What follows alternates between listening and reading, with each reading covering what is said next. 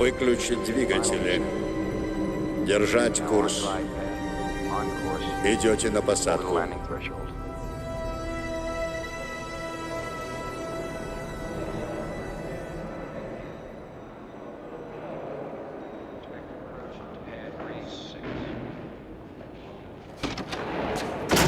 О, Индиана! Соло, мистер Форд. Прошу прощения за столь поздний визит.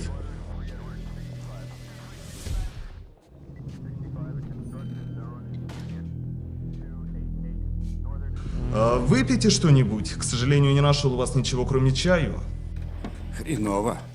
И это слово емко описывает положение дел в современном кинематографе. Вы должны вернуться на экраны. Я уже не работаю. Да, но вы же сняли в 7-м эпизоде «Звездных войн». Давайте теперь оживим Рика Декарда. Я больше не бегущий по лезвию. Да, формально новый бегущий Райан Гослинг, вам уготована роль второго плана. Зря ты меня позвал. Но гонорары, мистер Форд, вам предлагают вдвое больше этого парня.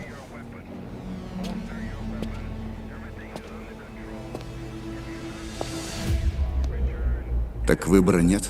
Ну, почему же? Есть еще новый сценарий Индианы.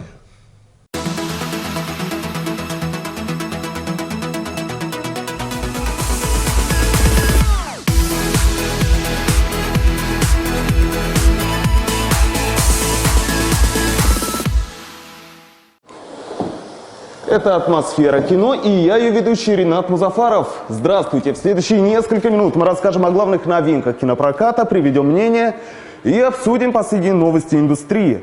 Будет атмосферно. Сегодня в программе мы расскажем о триумфальном возвращении Рика Декарда на большие экраны, его новоиспеченном напарнике в исполнении Райана Гослинга и о том, какое место во всем этом отводится персонажу Джареда Лето. Обсудим картину с нашими сибайскими зрителями и расскажем о других новинках этой недели. Давайте вспомним, чему нас учила научная фантастика разных лет. Космическая Одиссея Стэнли Кубрика доказала, что горизонты возможного гораздо шире представлений человечества. Терминатор показал, чем опасно заигрывание с высокими технологиями, а «Бегущий по лезвию» Ридли Скотта неожиданно заявил, что копия зачастую ничем не уступает оригиналу. Кстати, а копирование продолжения последнего вышло в прокат как раз на прошлой неделе. Пройдет ли сиквел проверку на предмет соответствия главному тезису оригинального фильма, узнаем из нашего следующего обзора. «Бегущий по лезвию» 2049 в объективе «Атмосферы кино».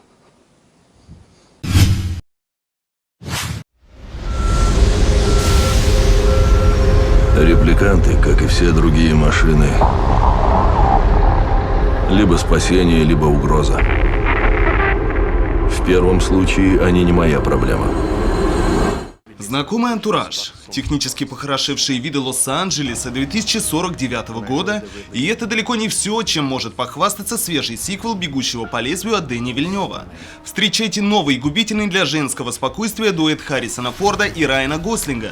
Эта парочка готова противостоять всем вызовам мрачного неонового мира. Полагаю, вы можете мне помочь.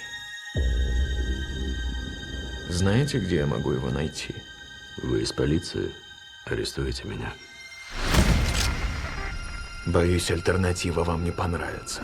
Офицер Кей, служащий специального подразделения Лос-Анджелесской полиции, контролирующего репликантов в условии постоянно нарастающего напряжения. Персонаж Райана Гослинга справляется с этой задачей лучше других, пока случайно не становится обладателем секретной информации, угрожающей устоявшемуся миропорядку. Желая найти ключ к разгадке, Кей пытается разыскать и находит своего бывшего коллегу Рика Декарда, бесследно пропавшего после событий 30-летней давности.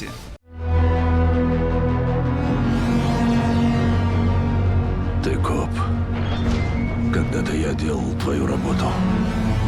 И делал ее хорошо.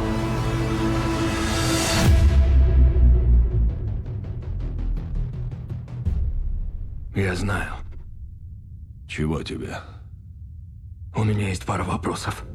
Архив репликантов, хранивший данные о всех моделях синтезированных гуманоидов, был уничтожен в результате блэкаута грандиозной электромагнитной аварии 2022 года. Обрывки уцелевшей информации таят в себе лишь краткие сведения о действительно выдающихся экземплярах. Теперь новоиспеченный демиург в мире производства репликантов, глава корпорации Уоллес в исполнении Джареда Лето, одержим идеей создать своего идеального биоробота. Ведь именно в репликантах научный гений видит ключ к выживанию человечества. Любая цивилизация строится на дешевой рабской силе. И я могу дать жизнь этой силе. С днем рождения. Отметим, что роль прозорливого ученого неподражаемому Джареду Лето пришлось отыгрывать натурально, вслепую. Очередной профессиональный вызов оскароносный актер традиционно принял с готовностью и, нужно отметить, справился с поставленной задачей на отлично. Другой профессиональный подвиг, сопряженный с большими творческими рисками, принадлежит постановщику картины Дени Вильневу. Канадский режиссер взялся снимать продолжение «Бегущего», который, по мнению поклонников оригинального фильма 1982 года, и сейчас смотрится впечатляюще. Выступавший создателем нашумевшего «Прибытия» 2016 года, Вильнев тоже далеко не новичок в жанре научной фантастики. Однако именно последняя работа режиссера поставила его имя в один ряд с самим маэстро Ридли Скоттом. В таком мнении сходятся как восторженные поклонники, так и профессиональные критики. Ты коп. Когда-то я делал твою работу. Раньше все было проще. Проще, надо сказать, с годами точно не стало. С возникновением современных цифровых технологий всерьез возросли масштабы зрительских ожиданий. Между тем, настоящие мастера своего дела, такие как Ридли и Вильнев, продолжают работать исключительно с натурой.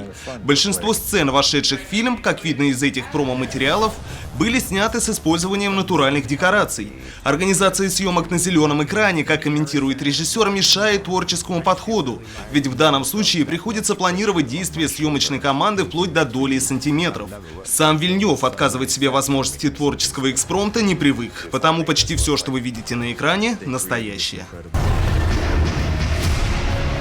Ну что ж, за будущее, которое уже наступило.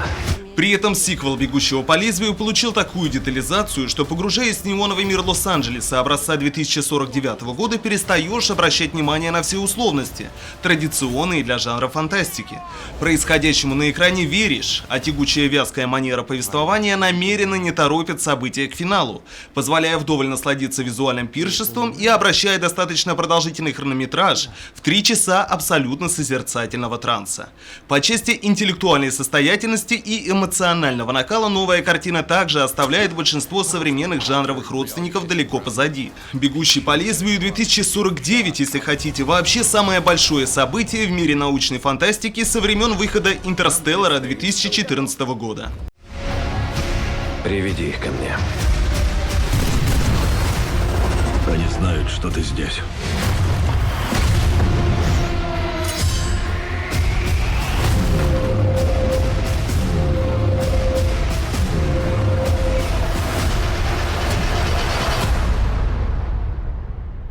Я всегда знала, что ты особенный.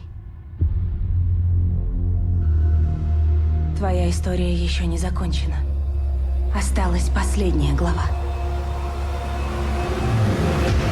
Резюмируя впечатления по шкале киномера, окрестим главное научно-фантастическое событие года в следующих тезисах.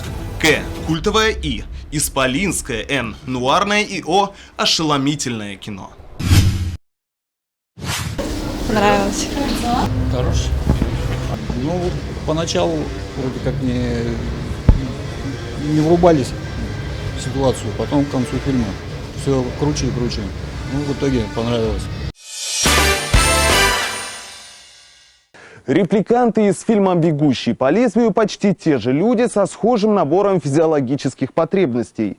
Сон, пища, кислород. И, надо отметить, дышится этим ребятам после выхода нового фильма особенно легко и свободно. Вздохнули с облегчением и поклонники первой части. Дени Вильневу удалось явить миру небольшое чудо сразу в нескольких ипостасях. артхаус-блокбастер и просто достаточно удачный сиквел, не порочащий имя оригинального классического произведения.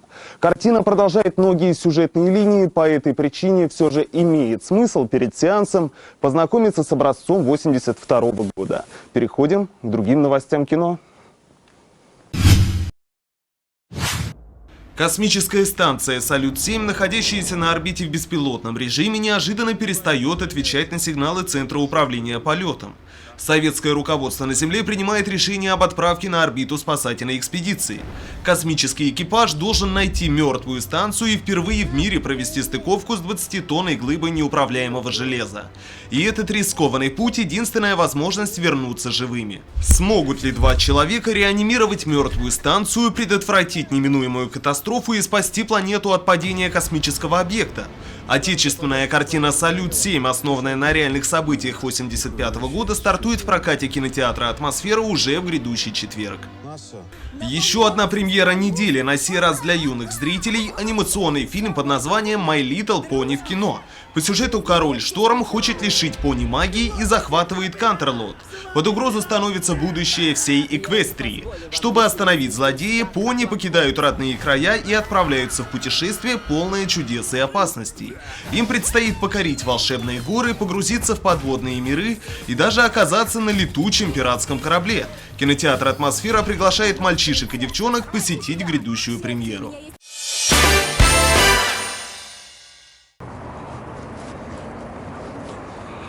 Примечательно, что события первой части «Бегущего в лабиринте» развиваются в 2019 году. В далеком будущем, как казалось тогда его современникам. Сегодня, за 2 года до намеченного срока, становится ясно, что создатели несколько переоценили темп технического прогресса. И это далеко не первый случай в истории кинематографа.